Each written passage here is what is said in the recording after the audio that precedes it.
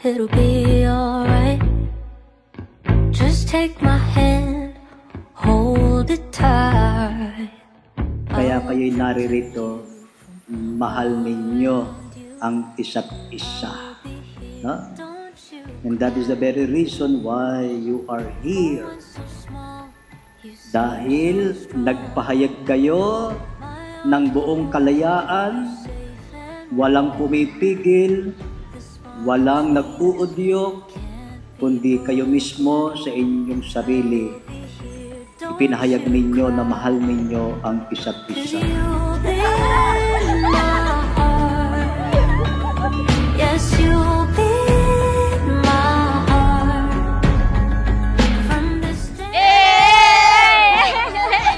Kakilala po kami sa basketball court yun eh. Naglalaro kasi siya. Nakasabay ko lang siya paglalakad papunta dun. Ayun, nakipagpustahan siya kung sinong mananalo. Tapos natalo siya, dun niya kinuha yung number ko. Una ko siyang nakita medyo maitim siya, tsaka kulong. Pero hindi ko siya type, pero mabait siya eh. Mga ganun. Pero maganda siya, nung namuti na siya, tapos ganun, nalagaan niya.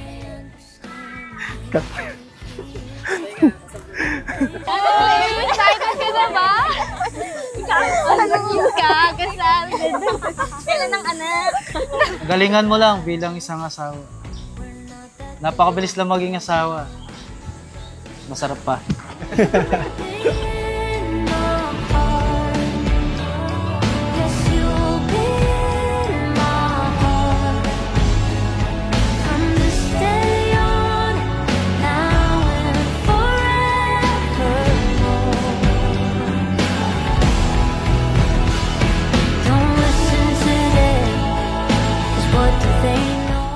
See you later. Excited na ako na makasal sa'yo. Excited na din ako na bumuo ng pamilya natin. And spend my life kasama ka. I love you. Sa akin, ikaw, Jerica, ang aking magiging kabiyak. Upang magpatuloy sa buhay kasama mo akong bubuo ng pamilya at magtataguyod nito. Sa harap ng mga mahal natin sa buhay, sa harap ng Panginoon, ako ay nangangako sa iyo, Jerica, sa hirap at ginawa, sa sakit at saya. Ikaw lang at ikaw ang pipiliin ko.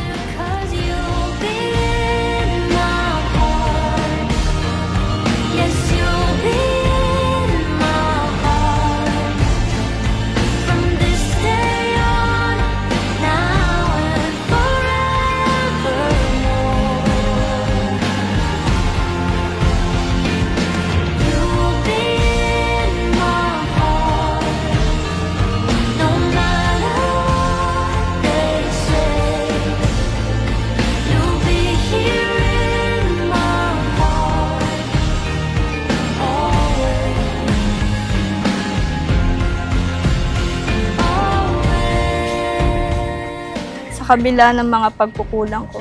Thank you, Dee, sa pagiging sandalan ko sa tuwing mahina ako. I promise to love you, honor you, respect you, and always choose you. I love you always and forever.